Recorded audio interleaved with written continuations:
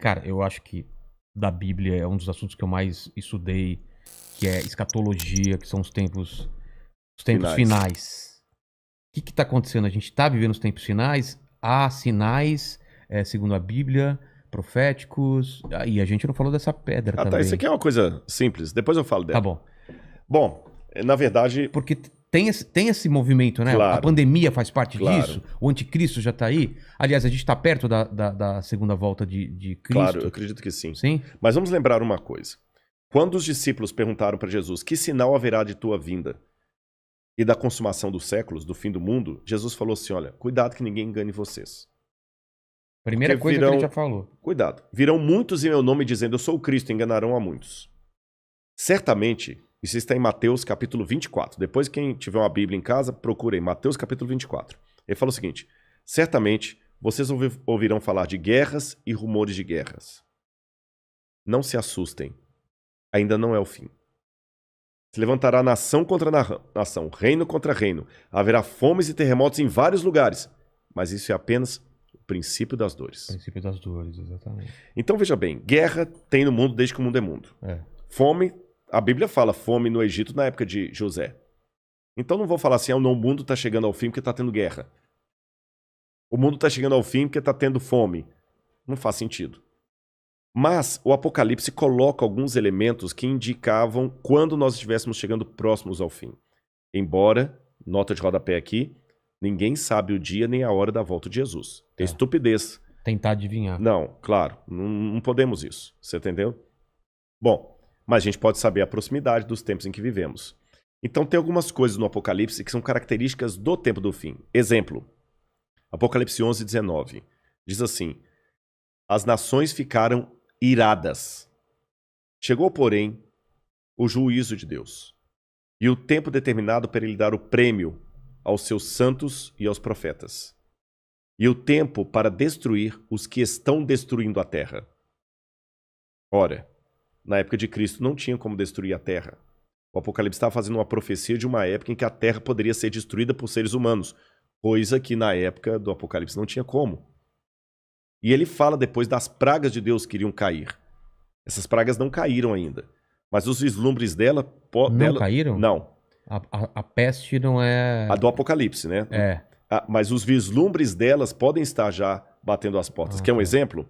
Diz que um anjo derramou a sua taça sobre o sol, e foi-lhe dado queimar aos homens com grande fogo. Os homens se queimavam com um intenso calor e blasfemavam o nome de Deus que tinha autoridade sobre essa praga. Olha o problema da camada de ozônio, o efeito estufa, o que está acontecendo com o sol. O outro anjo derramou a sua taça sobre os rios e fontes d'água e mares, que se tornaram como sangue de morto. Sangue de morto não é vermelho, dessa cor. Sangue de morto é escuro, é fétido, é quase coagulado. Como é que tá Pinheiros, Tietê, Lagoa Rodrigo de Freitas, as águas do mundo? Poluição. As previsões é que até 2025 a guerra do mundo vai ser pela água. Fala do anticristo, que ia dominar o mundo inteiro de uma maneira algorítmica. Pacífica, porque é um algoritmo. O 666. O que é o 666? O que é o 666? Na época do Antigo Testamento, Deus deu algumas normas para os judeus. O povo do Oriente Médio, ele é muito simbólico, sabe? Ele tem muito esse lance do símbolo que aqui no Ocidente a gente perde. Então o judeu pode olhar, ele usa o paiot, que significa alguma coisa, o kippah, que é aquele chapeuzinho na cabeça. E Deus falou o seguinte: olha, vocês vão pegar a lei de Deus, escrever um resumo da lei de Deus e vão colocar por frontal entre os olhos, numa caixinha aqui, e também na mão de vocês. O judeu hoje usa na mão esquerda.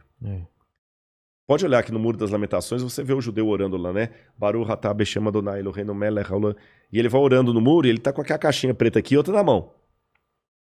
Aí no Apocalipse a gente vê que o inimigo, o diabo, que se vale do anticristo, assim como Deus envia o Cristo... o anticristo é a versão do Cristo pro demônio. Pro demônio. O anticristo. Ele faz uma paródia de Cristo.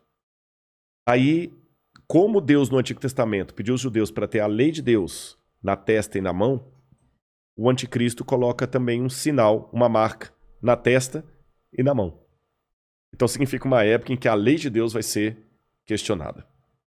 Nessa época em que a lei de Deus for questionada, diz o Apocalipse, ninguém poderá comprar nem vender, senão aquele que tem a marca da besta e o número do seu nome. Ora, esse número é 666. Aí muita gente pega isso e fala o seguinte, então vou começar a calcular, Hitler dá 666, o Papa, o Saddam Hussein, Bill Gates, até a Ellen White, que é uma pioneira do Adventismo, ela dá 666, mandíbula, todo dá 666, né? No grego está o seguinte, aquele que tem entendimento, calcule. E essa palavra calcule no grego ali é a mesma palavra para faça a contabilidade daquilo que o anticristo vai fazer. E o que o Apocalipse deixa bem claro é que o anticristo vai ser a revigoração do Império Romano, que era o inimigo do povo de Deus. E por que 666? Na cultura da Babilônia, o 6 era o número base para você fazer qualquer cálculo. Era um número divino. Tanto é que quando Nabucodonosor ergue uma imagem, ela tinha 60 côvados por 6. 60 por 6. O 6 era um múltiplo divino. E ali você tem o 666, múltiplo de 6. Agora o Apocalipse fala que ele vai controlar a economia. Os povos da terra vão segui-lo. Ninguém vai poder, falando quem pode pelejar com ele. E o que nós estamos vendo agora é um mundo caminhando pela primeira vez na história para uma unificação mundial. De moeda? De tudo. Parece até teoria da conspiração que eu vou falar, mas não é. O mundo está caminhando para uma unificação. Rodrigo, mas nunca. Aqui no Brasil mesmo a gente vê a briga dos de esquerda com os de direita. O pessoal não está entendendo. Essa unificação não significa unificação de mente, mas unificação de propósito. Que é um exemplo que o mundo pode se unir por um propósito, apesar de se odiar mutuamente? Pandemia. A pandemia. Exatamente. O Irã está usando máscara, Israel também está usando máscara. Os palestinos estão jogando foguete lá em Israel, o Hamas, mas o israelense está usando máscara, o palestino também. O egípcio está usando álcool em gel, o iraniano está usando álcool em gel, o americano está usando álcool em gel, o russo está usando álcool em gel, então o Putin está usando álcool em gel. A mesma coisa o presidente do Brasil, o presidente da Argentina, da Venezuela, o mundo parou. Então é possível essa união do mundo inteiro em algumas coisas mesmo. Ela não só é possível, como ela é um caminho sem volta. Por que está falando tanto em criptomoeda? Nós já estamos passando por uma transição do dinheiro. Dinheiro de papel, né? De papel, você entendeu? Dinheiro baseado em tesouro nacional. E o mundo hoje precisa. Isso aqui não é uma defesa do Rodrigo, não é um desejo do Rodrigo. Eu estou falando de uma tendência. Tendência.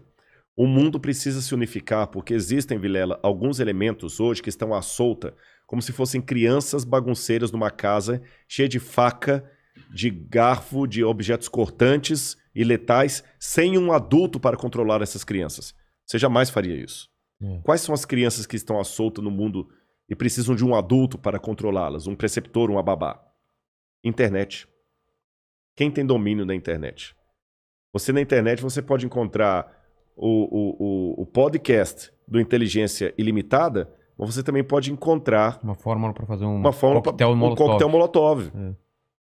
O camarada pode assediar você para fazer parte do Estado Islâmico. Quem controla a internet? Nem os Estados Unidos. Não, está na mão de ninguém. Quem controla tráfico de drogas e de armas em nível mundial? Ninguém. Lavagem de dinheiro está aí. O terrorismo está aí e lavam dinheiro. Quem controla bolsa de valores? A economia do mundo não aguenta por mais 20 anos nas mãos da bolsa de valores que é especulativa. Se cair a bolsa de Tóquio, você nunca foi ao Japão, mas você pode perder o seu emprego e essa casa aqui porque caiu a bolsa de Tóquio. O Bradesco pode falir porque teve um crash na bolsa de Nova York. E a gente viu, essa pandemia viu como nós estamos economicamente vulneráveis. Economicamente vulneráveis. Quem controla o terrorismo mundial? Então esses elementos... mais um. A ecologia. Não quero entrar no debate se a Amazônia é nossa ou não é nossa. O fato é que se a gente não cuidar da Amazônia, o mundo todo se ferra, caramba.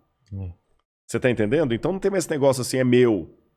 Então hoje a gente precisa de um governo único que com leis mundiais controla a internet, bolsa de valores, que vai desaparecer, o reset está aí, controla a economia, gastos, terrorismo e tudo mais.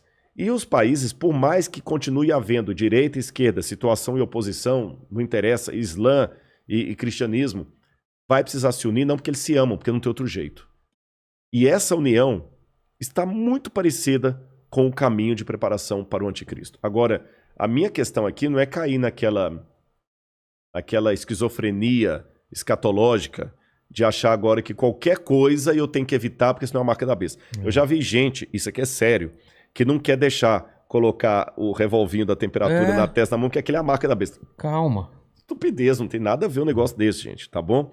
Agora, quando esse governo único se interpuser entre a minha fidelidade a Deus e a minha fidelidade ao Estado, esse é o único momento em que eu estou livre perante Deus para ter uma desobediência civil social.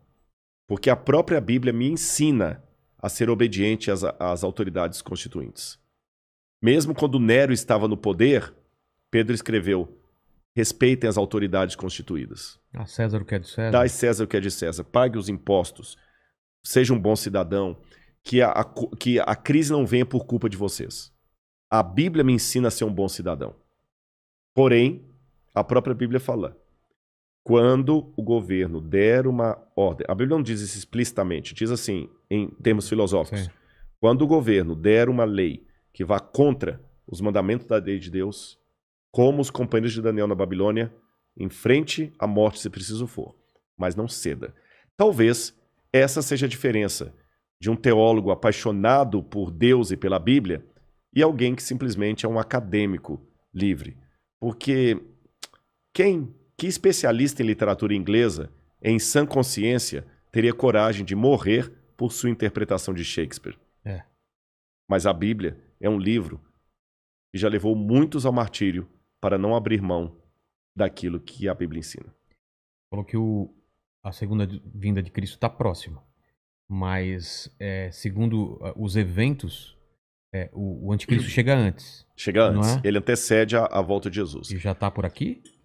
Você acha? Eu acredito assim, lendo a Bíblia, o anticristo, ele é um poder, era o poder romano, porque João já falava lá, o anticristo já opera entre nós.